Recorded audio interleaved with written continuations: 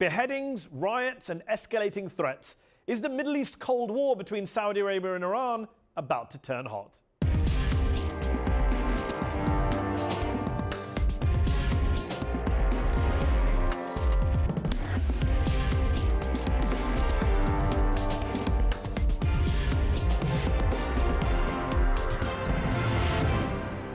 I'm Mehdi Hassan, also on the show. As aid finally reaches the besieged Syrian town of Madaya, I'll ask a top Human Rights Watch official about the horrific use of starvation as a weapon. But first, the execution of leading Shia cleric Nimr al-Nimr by the Saudi authorities, followed by the burning of the Saudi embassy in Tehran, has led to a new and dangerous standoff between the kingdom and the Islamic Republic of Iran. But which of these two countries is to blame for the rising tensions? I'm joined from Princeton University by Sayed Hussein Mousavian, the former head of the Foreign Affairs Committee of Iran's National Security Council and a close ally to the country's President Hassan Rouhani. And from Jeddah by Jamal Khashoggi, former advisor to Saudi Prince Turki Al Faisal, who says Saudi Arabia and Iran are like fire and dynamite in one room.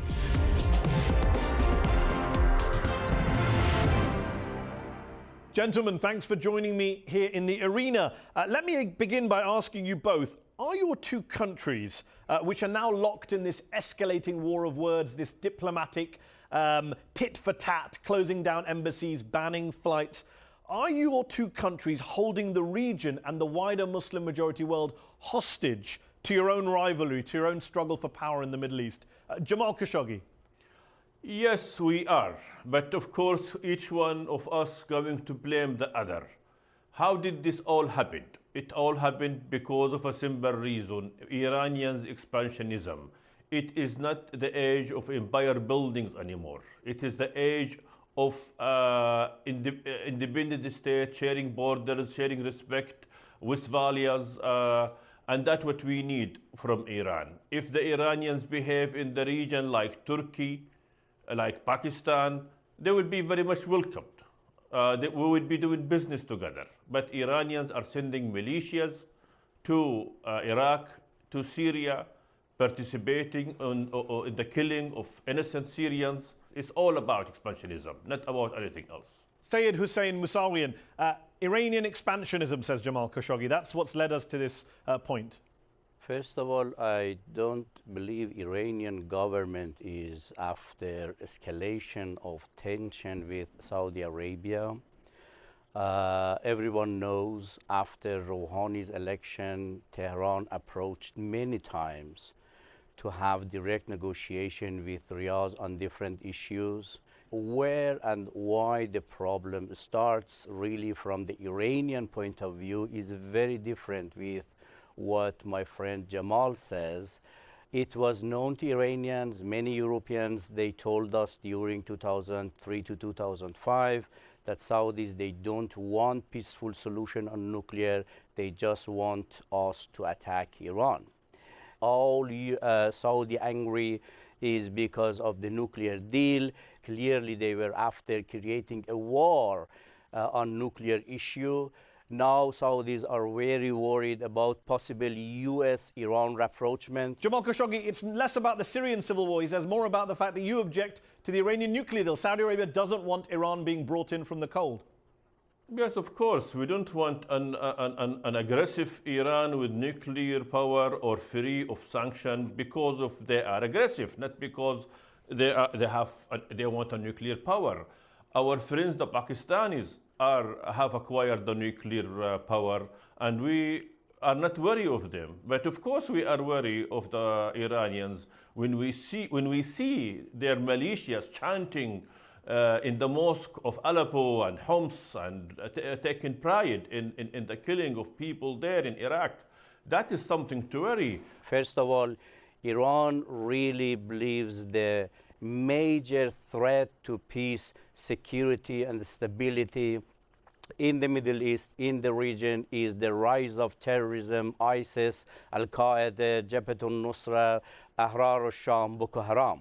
Yes, and that's there true, is now a very clear them. understanding internationally, Jamal, that Saudi Arabia and Saudi allies, they have a lot to do as the source of fund, source of weapon, and source of ideology to this extreme terrorism. This is number one. Second, Iran believes Syrian government was and is legal government of Syria, has representative in United Nations, recognized by United Nations as a legal government in Syria. Sayyid Hussein Mousavian, let me ask you this. You point out that the world now is looking at Saudi Arabia's role in the rise of extremism, terrorism. That's undeniable. There is much more debate about that. But a lot of people in the Middle East are also saying, well, Iran is partly to blame for sectarianism because of the Syrian civil war. You look at what the Assad regime has done there in the killing of hundreds of thousands of people with Iran supporting him. Do you accept that Iran has also played a role in sectarianizing the region thanks to the Syrian war? See, if there was not a weapon, money, and support for terrorists in Syria like ISIS, Jabhat al-Nusra, the Syrian crisis could be managed very soon at the early days. Of course, Assad made a mistake to react very angrily, brutally against the demonstrations in 2011. There is no doubt. Jamal. All right, first of all, Saudi Arabia did not send a single dime to ISIS or to Jabhat al-Nusra. We see them as terrorists. We are fighting them. We beheaded 44 of them just a week ago.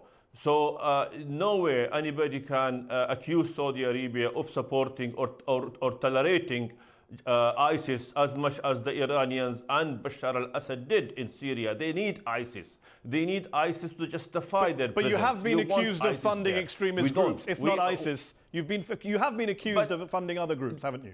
Hillary Clinton said so in a US cable. Yeah. She said Saudi Arabia is the #1 source of donations for quote-unquote Sunni jihadist groups.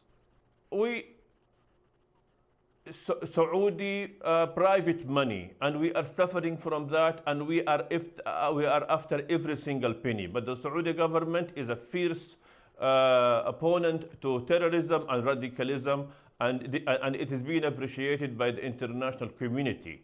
But Iran is supporting a dictator. You say that the international community appreciates Saudi's role in fighting ISIS. A lot of people in the West these days, politicians, journalists, diplomats, government ministers, are looking at Saudi Arabia and its beheadings, its treatment of women and minorities, and they're saying openly, we don't see that much difference between Saudi and ISIS. It's a point the New York Times editorial board made just last month. What do you say to them? It must worry you that people are saying that openly now.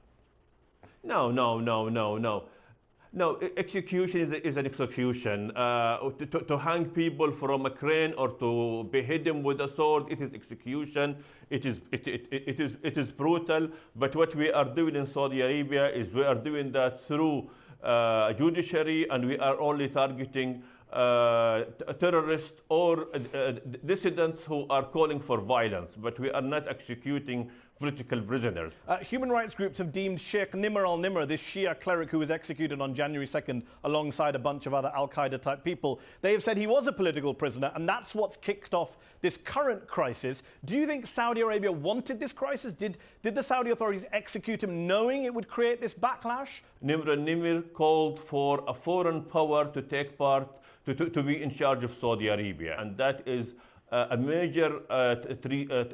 So you behead a non-violent political protester? We also beheaded many non-violent al-Qaeda members. They had no blood in their hand, but they called for violence. Did he call for violence? Did he call for violence? This law because Amnesty International and other groups say he didn't call for violence. Yes, Nimr called for violence. That's not what the human rights groups say. Let me just bring in Sayyid Hussein Mousavian. What do you say to people who say, hold on, how can Iran criticize Saudi over executions when Iran is the only country in the Middle East which executes more people than Saudi Arabia, globally only second to China in terms of executions? First of all, Iran criticizing of the recent execution because it was executing the leader, religious leader of minority of Shia. in Saudi Arabia. It was really a big deal. It was really provocative. When you talk about provocation, it wasn't just Ayatollah Khamenei who reacted quite hyperbolically, saying that there would be divine vengeance against Saudi Arabia, but President Rouhani said some pretty bombastic things about Saudi crimes on Twitter too. He's a good friend of yours. You're a close ally of his. Is he the pragmatist that we've been led to believe he is, or does he want confrontation as much as anyone else? Look, Mehdi, Rouhani is pragmatist because immediately after assault of Saudi embassy in Tehran, first of all prominent Iranian authorities, they immediately condemned, from the head of judiciary, the head of parliament, president, even the commander of Revolutionary Guard. Second, immediately they have arrested 60 people during last days. Everybody unanimously has condemned the assault of against Saudi embassy. How do you both propose to end this crisis? Do either of you have a solution? The Iranians must get out of Syria, must get out of Iraq, sit with Saudi Arabia and Turkey and Pakistan, and let's work out a plan for a better Middle East. And how worried? That is the solution. Okay, how worried should the rest of the world be about an open military confrontation? Not a proxy war like Syria or Yemen, but an open confrontation between Saudi and Iran. They should be worried. They should be worried because each country doesn't want war. Prince Mohammed bin Salman, the Deputy Crown Prince, de-escalate, and he said we don't want war, but the proximity, the closeness, we are right next to each other, the hate, the anger, the killing, yes, they have the ingredients for a major confrontation. When you have militias fighting on behalf of Iran, and not only on behalf of Saudi, and Iranian militias, that is too close, which could lead to a war. Sayyid Hussein Mousavian, do you agree? Should we be worried about an open war between the two countries that there isn't a resolution? No, I don't believe we should be worried. I don't believe there would be a war. We have to understand we need diplomacy like what we did on Iranian nuclear crisis. I mean, the way is for Iran and Saudi Arabia to have immediate direct negotiations on security issues, bilateral security issues, regional security issues, and try to help to resolve the problem. Jamal Khashoggi, if your friends in the Saudi royal court came to you and said, should we sit down with Iranians around the table, have direct talks with no preconditions, would you say yes, go for it? No, we need the Iranians to act. Hussein is talking peace and acting war. Iranians must get out. They must get their militias out of Syria as a goodwill. Then we can sit with them and talk peace and try to bring peace and security back to Syria. But they are fighting right now, as we speak right now, the three of us. Iranians militias are fighting in Syria already. And Saudi jets are bombing Yemen as well. Let's not forget that. Syria. Let me ask you this: how worried are you about the sectarianism that has come out of the rivalry between your two countries that's now spreading across the Muslim-majority world? The sectarianism, the Shia-Sunni war that everyone's talking about, as a direct result of the confrontation between your two countries. Sectarianism is a tool of the conflict and a result of the conflict. The Iranians act in a sectarian way. They stand by a dictator because he's from the same sect. They fought with the Houthi because from the same sect. And the Saudis don't do the same? The Saudis don't do the same? Sectarianism. Really? The Saudis didn't do the same in Bahrain? Of course not. The Saudis didn't do the same when you went into Bahrain on behalf of a Sunni king? No, not at all. The Saudi went to Bahrain because the Bahraini government needed help, not because of That's exactly what the Iranians say about the Syria. Shia of Kuwait. You both sound like each other when you talk about Syria and Bahrain. No. It's ironic. Look, it is immoral. It is immoral to compare Bahrain to Syria. 300,000 people were killed in Syria. I'm not comparing the death tolls. I'm comparing the language that is used and the sectarian angles that are used in this conflict. And I'm saying, are Muslims around the world, do you think they're tired? Both of you, do you think Muslims around the world are tired of this spat between your two countries that is affecting the entire Muslim majority world? Of course, we are all tired of that, but we are not fighting along sectarian lines. We There's don't plenty have of Saudi preachers. There's plenty of Saudi preachers, Jamal, as you know, who say some pretty awful things about Shias, Christians, Jews, Alawites. Look, you know that, I know that. We got look. We got our crazes. The Iranians got their crazes, but we are talking about government to a government. We are talking about international politics here, not about a Saudi preacher or an Iranian zealot. We are talking about what Saudi Arabia is doing. Saudi Arabia is supporting peace and freedom in Syria and Yemen and fighting dictatorship, while the Iranians are standing with the dictators. Jamal, frankly speaking, no one in the world would buy your claim that Saudi Arabia is for democracy. I would say the conflict between Shia and Sunni is a very important issue. We have to take it serious. Iran is playing a leading role on Shia world.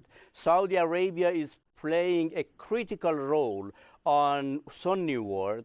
Therefore, Iranian government, Saudi government, and Iranian clerics, Saudi clerics, they need to sit and to have a dialogue and to cooperate together to prevent conflict between Shia and Sunni. Let's leave it on that note. Thank you both, gentlemen, for joining me in the arena.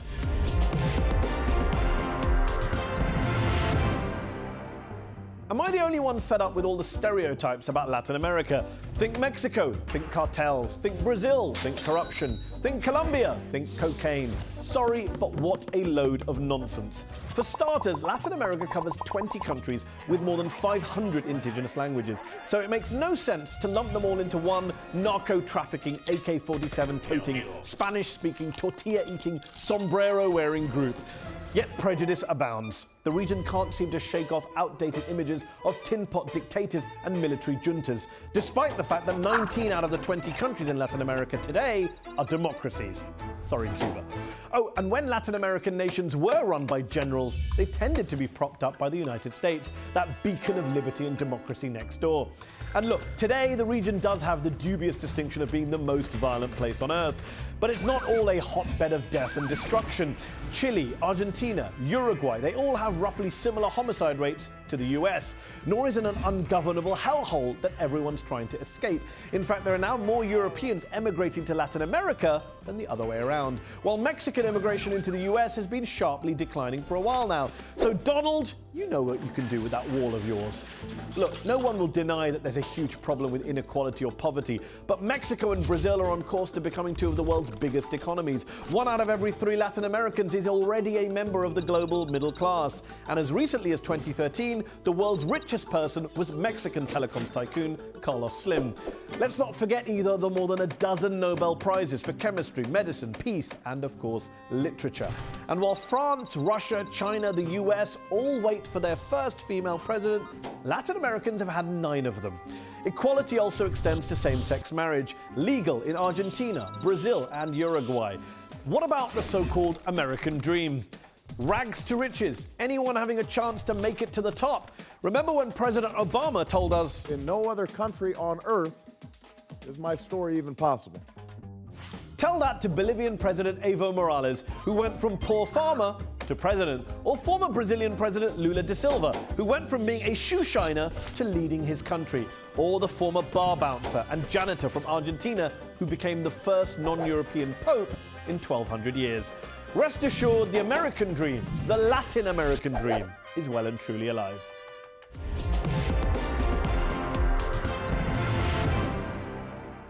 The United Nations says 400,000 people in Syria are trapped in areas besieged by either the government, rebels, or other armed groups. This week, aid finally reached the town of Madaya, where residents had been literally starving to death. Joining me now to discuss this from New York is Sarah Leah Whitson, Executive Director of the Middle East and North Africa Division for Human Rights Watch. Sarah, thanks for joining me on UpFront. We're hearing reports of residents in Madaya having been forced to eat the city's stray cats and dogs. Such has been the level of starvation brought about by a brutal 6-month-long siege. UN investigators are now debating whether it's a war crime or even a crime against humanity. What's your view on that issue? And is the Assad regime and its allies 100% responsible for it? Well, the Assad regime is 100% responsible for the siege in Madaya and a number of other places that it has barred from allowing aid in and people to leave out. Of course, these are not the only besieged areas in Syria. Islamic State is holding people hostage. Other armed groups have besieged areas and are similarly depriving the civilian population of aid. There are two towns, aren't there, that are also controlled nearby by government loyalists that have been besieged by rebel groups. What's the situation on the ground in those towns like? The reports we're hearing are quite similar. There's absence and lack of medical supplies, very limited food supplies, very limited electricity, and even water in some areas is hard to access. It's incredibly disappointing and distressing, not only because of the broken commitments to allowing aid into besieged areas, not only because it violates international humanitarian law, but also because it's a show of extreme bad faith in the lead up to what is supposed to be a peace process. This does not bode well. You mentioned the peace talks, this not boding well for peace talks, the latest atrocities. Do you think there is an alternative that the international community hasn't yet explored, which could bring this conflict, if not to a close, then at least do something about these vicious war crimes that we're seeing on the ground? Well, I think the peace process right now in the current circumstances is probably the best option in terms of what everyone seems to be focused on. What absolutely has to stop is the killing of civilians and the destruction of all of Syria's infrastructure. And I think some kind of a peace process is the only way to achieve that. It's extremely disturbing that the momentum has been knocked off its very fragile position with the recent skirmishes between Saudi Arabia and Iran. And yet again, it is the Syrian people who are going to pay the price for these regional power dynamics. You mentioned regional power dynamics in Saudi Arabia and Iran. Earlier on in the show, I was speaking to a prominent Saudi commentator and a former Iranian official who were both attacking each other's human rights abuses. I just want to get your take as a long-standing observer and expert on the region. Let me just start with Saudi Arabia. Do you accept the Saudi argument that beheaded Shia cleric Sheikh Nimr al-Nimr wasn't a political prisoner, but was rather a violent dissident calling for regime change in Riyadh, and that's why they executed him alongside members of al-Qaeda? That's what they say. Well, there's certainly nothing in the evidentiary record to suggest that the Saudi argument is correct. Everything we know about Sheikh Nimr, even the charges against him were not of the sort to allege that he actually carried out violent attacks. I think the only violence-related charge against him was resisting arrest or some such allegation. But he was also clearly charged with crimes having to do with his political opinions and his political statements. Sheikh Nimr had himself disavowed violence and made very clear that he thought the best way to achieve an end to the discrimination against the Shia community in Saudi Arabia was through peaceful advocacy. So why, in your view, do you think the Saudi authorities executed a person you're basically describing as a political prisoner? Well, I think that's a question that's better directed for the Saudi Arabians. Clearly, it was a disastrous move on their part, since it will neither quell the appropriate and legitimate demands of the Shia population in Saudi Arabia for an end to the discrimination against it, nor does it help the region in the extent to which it has stoked tensions with Iran at a very delicate and fragile time when all hands are needed on deck to deal with the problem in Syria. So it was a really unwise move, both domestically, regionally, and globally. And when you hear Iranians condemning Saudi executions as a violation of international law and human rights, what's your response to them? It would be laughable if it wasn't so sad and cynical, given the fact that Iran's death penalty and execution rate is by far the worst in the entire region, and the arbitrary arrests and executions in Iran is rightly disturbing in its own regard. We have documented dozens and dozens of cases of prisoners sentenced to death in Iran without any modicum of a fair trial. And of course, the very numbers of people executed, the vast majority of whom we believe to be drug offenders, are not crimes for which people should have been executed or sentenced to death in the first place. Out of interest, and you're the expert here, of these two countries, which do you think has the worst human rights record? Well, we don't even rank, we don't really rank countries vis-a-vis each other. I think I can fairly say that they're very much neck and neck in close competition, but the extent to which they disrespect and disregard the rights and freedoms of their own citizens. Obviously, Iran has some elements of democratic government. There is at least a process in which the international community doesn't necessarily know who the winner is going to be in the Iranian electoral process, but there is no form of democratic representation other than weak, toothless municipal councils that have sporadic elections in Saudi Arabia. Sarah Leah Whitson, thanks so much for joining me. You're very welcome. That's our show. UpFront will be back next week.